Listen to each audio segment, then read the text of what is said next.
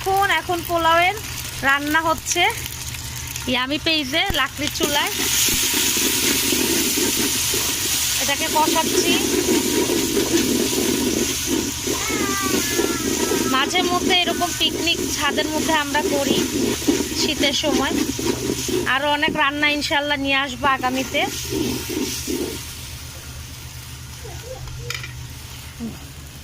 দেখুন,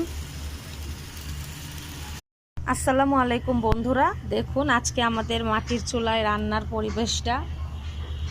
ঢাকা শহরে আমরা যারা থাকি তারা গ্রামকে অনেক অনুভব করি, আর গ্রামকে যারা অনুভব করি গ্রামে যেতে পারি না। সেই হিসেবে আমি এই ছাদের মধ্যে শীতের সময় মাঝে মধ্যে আমরা লাকড়িতে রান্না করি, গ্যাস থাকার সত্ত্বেও। এখানে আমি আজকে রান্না করেছি মুরগির মাংস আলু দিয়ে মাটির চুলাতে। এখানে সাদা পোলাও রান্না করেছি, আর এখানে হচ্ছে